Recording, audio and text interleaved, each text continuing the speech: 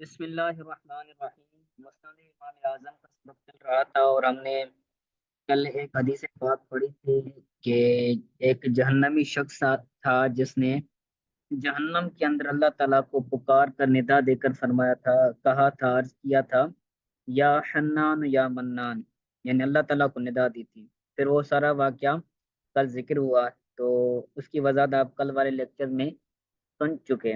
تو آگے اسی حدیث کو کنٹینیو کرتے ہیں، وہ حدیث آدھی رہ گئی تھی تو آگے فرماتے ہیں وفی روایت، اور ایک روایت میں قضا و قضا فیدخل جبریل فیخبرہ بذالک، یعنی جب جبریل علیہ السلام اللہ تعالیٰ کی بارگاہ میں حاضر ہوئے کہ وہ فرشتہ، وہ جو شخص ہے وہ جہنم کے اندر نہیں مل رہا، کیونکہ جہنم کے اندر جو آگ ہے وہ بہت زیادہ بھڑک رہی ہے، جس وجہ سے اس شخص کو اور پتھروں کو اور لوہے کو پہچانا نہیں جا رہا، جس وجہ سے مالک اس کو نہیں نکال پا رہا ہے۔ تو اللہ تعالیٰ نے فرمایا کہ وہ شخص اس طرح جہنم کے اندر ہے، یعنی اس کے ہاتھ باندھے ہوئے ہیں اور اس کی گردن کے ساتھ اس کے پاؤں بندھے ہوئے ہیں، اسی طرح وہ جہنم کے ترے میں، اللہ تعالیٰ نے فرمایا۔ پھر حضرت جبریل نے وہی بات مالک کو کہی، فیدخل جبریل فیخبرہ بذالک، تو جبریل علیہ السلام حضرت مالک کے پاس آئے اور اسے خبر دی کہ وہ شخص اس طرح ہے۔ فیدخل مالک، پھر مالک جہنم میں دوبارہ داخل ہوا اس شخص کو نکالنے کے لیے، فیجدہ مطروحا منکوسا مشدودا ناصیتہ الی قدمیہ، تو مالک نے اس کو، حضرت مالک علیہ السلام نے اس کو مطروحن چھوڑا ہوا پایا، منکوسن لٹکا ہوا پایا، مشدودن باندھا ہوا پایا، ناصیتہ الی قدمیہ، یعنی اس کی جو پیشانی تھی اس کے قدموں کے ساتھ باندھی ہوئی تھی، وہ یداہ الی عنقی، اور جو اس کے ہاتھ تھے اس کی گردن کے ساتھ بندھے ہوئے تھے، واجتمعت علیہ الحیات والعقارب، اور اس پر سانپ اور بچھو تھے۔ حیات، یہ حیات ان کی جمع ہے اور حیات ان کی معنی ہوتی ہے سانپ، حیات یعنی بہت سارے سانپ تھی، والعقارب، اور اس پر بہت سارے بچھو تھے، فَيَجْذِبُهُ حَتَّى تَسْقُطُهُ عَنْهُ الْحَيَّاتُ وَالْعَقَارِبُ، تو حضرت مالک نے اس کو پکڑ کر جھڑک دیا، اس کو جھٹکا دیا، حتیٰ تسقط عنہ الحیات والعقارب، یہاں تک کہ اس سے وہ جو سانپ اور بچھو تھے وہ سارے اس سے جھڑ کر گر گئے۔ ثم یجذبہ جذبۃ اخری، پھر حضرت مالک علیہ السلام نے اس کو دوسری مرتبہ جھاڑ دیا، جھٹکا دیا، حتیٰ تنقطع منہ السلاسل والاغلال، یہاں تک کہ اس شخص سے سلاسل یعنی بیڑیاں، والاغلاق اور توق، بیڑیاں ہوتی ہیں جس سے بندے کے ہاتھوں کو باندھا جاتا ہے، والاغلاق اغلاط ہوتا ہے جس کو اس کی گردن کو باندھا جاتا ہے، یعنی ہاتھوں کو اس کی گردنوں کے ساتھ باندھا جاتا ہے، اسے اغلاط کہتے ہیں، اور اردو میں اس کو کہا جاتا ہے توق۔ والسلاسل، سلاسل کا مطلب ہے ہتھ کڑیاں۔ تو جب انہوں نے دوسری مرتبہ اس کو جھٹکا دیا تو اس کی جو بیڑیاں تھی اور اس کا جو توق تھا وہ کیا ہو گیا، تنقطع، ٹوٹ گیا۔ ثم یخرجہ من النار، پھر حضرت مالک علیہ السلام نے اس شخص کو کیا کیا، جہنم سے نکالا، فیسیرہ فی الماء الحیات، پھر حیات کی پانی کے اندر اس کو ڈال دیا، یسیرہ اس کو ڈال دیا، فی ماء الحیات، حیات والے پانی کے اندر، فَيَدْفَعُهُ إِلَى جِبْرِيلَ، پھر اس کو حضرت جبریل علیہ السلام کے پاس لے آئے۔ پھر کیا ہوا، فَيَأْخُذُ بِنَاصِيَتِهِ، پھر حضرت جبریل علیہ السلام اس کو پیشانی کے ساتھ لے آئے، وَيُمُدُّهُ مَدًّا، اور اس کو یعنی لے کر آئی، فَمَا يَمُرُّ بِهِ جِبْرِيلُ عَلَى مَلَئٍ مِّنَ الْمَلَائِكَةِ إِلَّا وَهُمْ يَقُولُونَ، پھر جب حضرت جبریل علیہ السلام گزر رہے تھے علی ملئ من الملائکۃ، ملائکہ کے ایک گروہ سے،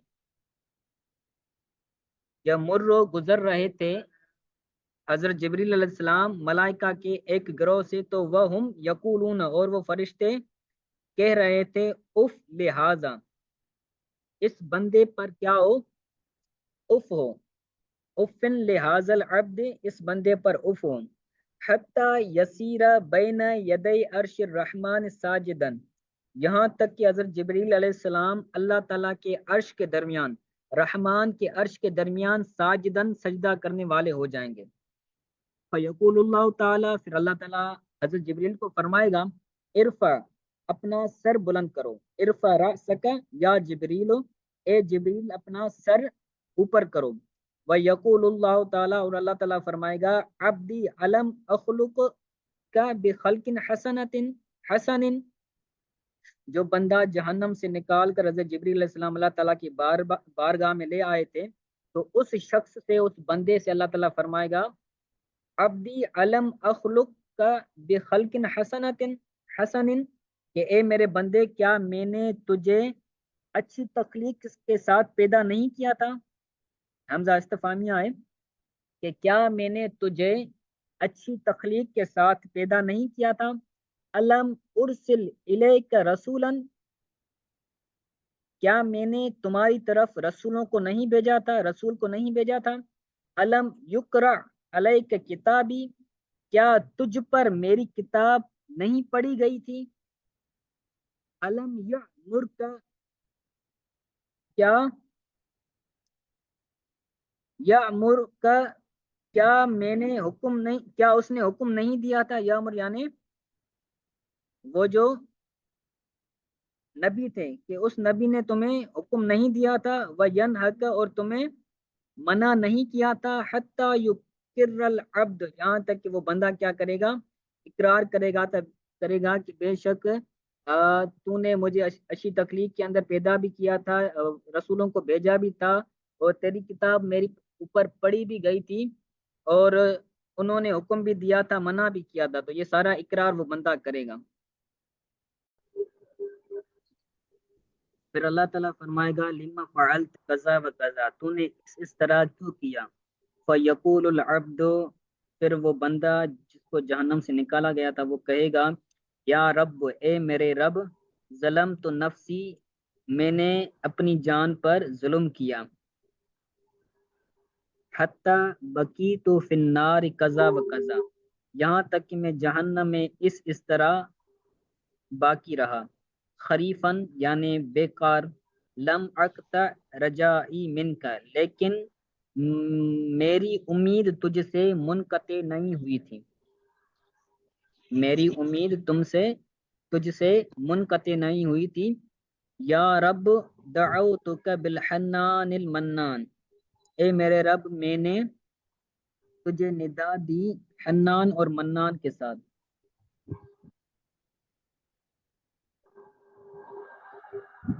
دعوتک بالحنان المنان، اے میرے رب، میں نے حنان اور منان لفظ کے ساتھ، نام کے ساتھ تجھ کو ندا دی۔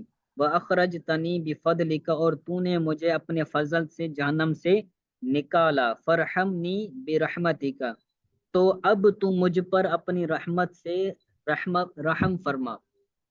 فَيَقُولُ اللَّهُ تعالیٰ، پھر اللہ تعالیٰ فرمائے گا، اُشْهَدُوا يَا مَلَائِكَتِي بِأَنِّي رحمت، اے فرشتو، اللہ تعالیٰ فرمائے گا، اے فرشتو، تم گواہ ہو جاؤ، بِأَنِّي رحمت، کہ میں نے اس پر رحم کیا۔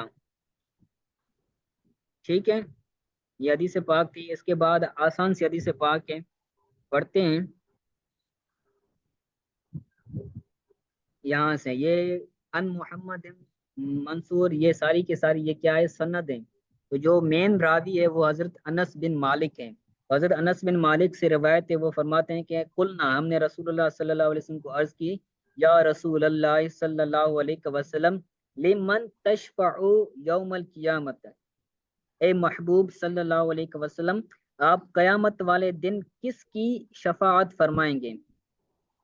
یا رسول اللہ، لمن، کس کے لیے، تشفع، شفاعت فرمائیں گے، یوم القیامت، قیامت والے دن؟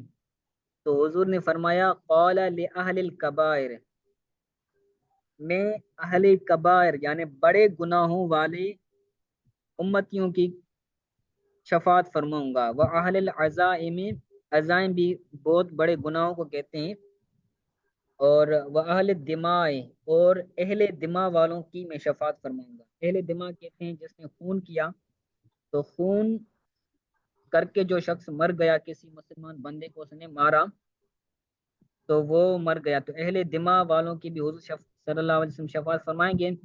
اہل عزائم، بڑے گناہوں والے اور اہل کبائر کے بھی سرکار صلی اللہ علیہ وسلم شفاعت فرمائیں گے۔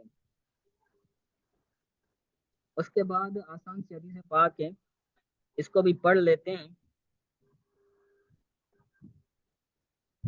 ٹھیک ہے۔ ان اسماعیل بن ابی خالد، حضرت اسماعیل بن ابی خالد سے روایت ہے، وہ بیان بن بشر سے روایت کرتے ہیں، اور بیان بن بشر کیس بن ابی حازم سے روایت کرتے ہیں، اور کیس بن حازم فرماتے ہیں کہ سمعت جریر بن عبداللہ، کہ میں نے جریر بن عبداللہ سے سنا۔ کون فرماتے ہیں؟ کیس بن ابی حازم، کہ میں نے جریر بن عبداللہ سے سنا کہ وہ یقول کہہ رہے تھے، قال رسول اللہ صلی اللہ علیہ وسلم، وہ کہہ رہے تھے کہ نبی کریم صلی اللہ علیہ وسلم نے فرمایا، انکم سترون ربکم، کہ بے شک تم ان قریب دیکھو گے اپنے رب کو، انکم بے شک تم سترون ان قریب دیکھو گے ربکم اپنے رب کو، کما ترون حاضل القمر لیلۃ البدر، جس طرح تم چودھویں والی رات اس چاند کو دیکھتے ہو۔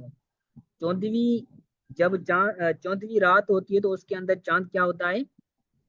خوب چمک رہا ہوتا ہے، اور اس کی چمک خوب ظاہر ہو رہی ہوتی ہے۔ تو حضور صلی اللہ علیہ وسلم نے ایک تشبیہ دے کر فرمایا کہ جس طرح چودھویں کی رات کے اندر تم چاند کو دیکھتے ہو، اس طرح تم اللہ تبارک و تعالیٰ کو بھی دیکھو گے۔ کہاں؟ جنت کے اندر۔